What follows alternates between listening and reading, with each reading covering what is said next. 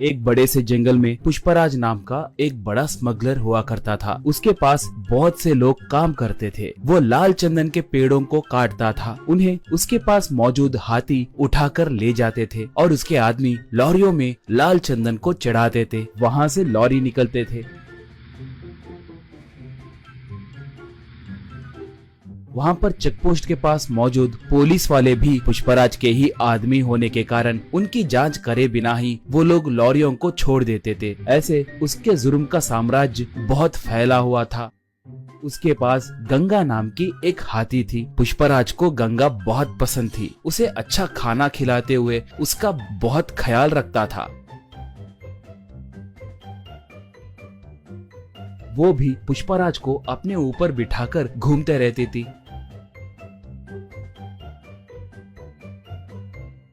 पुष्पराज आसपास के गांव में भी बहुत दान करता था।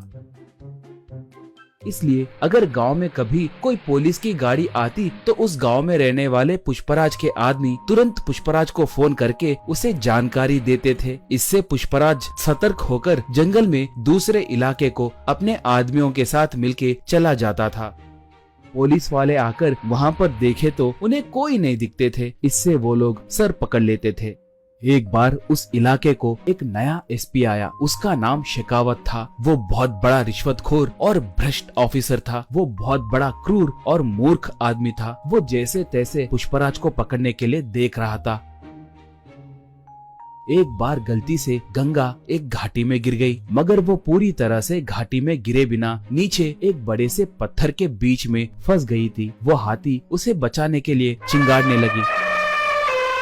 उसके चिंगाड़ को सुनकर पुष्पराज और उसके आदमी वहाँ पर आए। वो लोग गंगा को देखकर उसे कैसे बचाना है कहकर सोचने लगे। पुष्पराज तब, अरे इसे बचाने के लिए हमारी ताकत बस नहीं होगी। इसके लिए एक जेसीबी को लाना होगा। वो अब कहाँ पर होगा? उसे अब तुरंत लेकर आइए, कहा एक तब। पुष्पा भाई, उस जेसीबी के मालिक का घर पुलिस स्टेशन के बिल्कुल बगल में ही है। हम अब उसके लिए गए तो बहुत खतरा होगा। पुलिस वाले हमें पकड़ सकते हैं। हम अब गंगा को छोड़ दिए तो ही अच्छा रहेगा। हमें वहाँ पर जाने के लिए हिम्मत नहीं है भाई, कहा। पुष्पराज उसे एक खींच के मारकर, गंगा के लिए मैं चाहे जितना भी दूर जा सकता हूँ। आप नहीं गए तो मैं ही जाकर उस जेसीबी को लाऊंगा। इसके अंदर आप लोग रस्सियों को तैयार करके रखना, कहा। ऐसे वो बाइक को लेकर गांव में आया। उस जेसीबी वाले से पूछकर जेसीबी को लेकर निकला।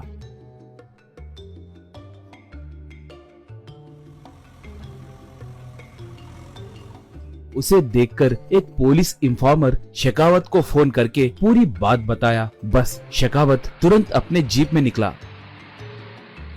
पुष्पराज पहाड़ के पास पहुंचकर जेसीबी को रस्सियां बांधकर उनसे गंगा को ऊपर खींचकर उसे बचाया। गंगा ऊपर आकर खुशी से चिंगाड़ने लगी। पुष्पराज को अपने सूंड से आशीर्वाद दी। इतने में शेखावत वहाँ पर आकर बंदूक से पुष्पराज पे निशाना साधा।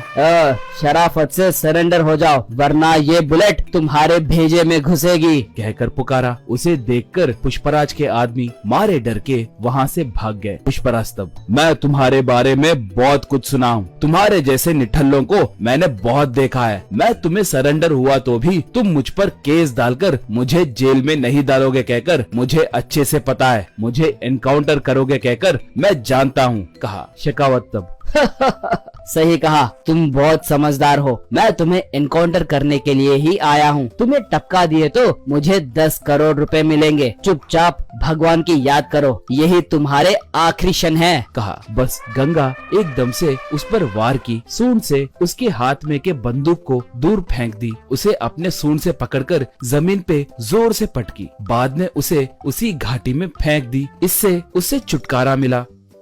बाद में पुष्पराज गंगा को प्यार से चूमा। उसके ऊपर बैठकर जंगल की ओर निकला पुष्पराज। दोस्तों, आपको ये कहानी पसंद आई तो दया करके हमारे चैनल को सब्सक्राइब कीजिए। उसके साथ साथ वीडियो को लाइक मार के आपके दोस्तों को शेयर भी कीजिए। पुष्पा 2 के लिए कौन कौन इंतजार कर रहा है हमें कमेंट में बताइए। धन्यवाद।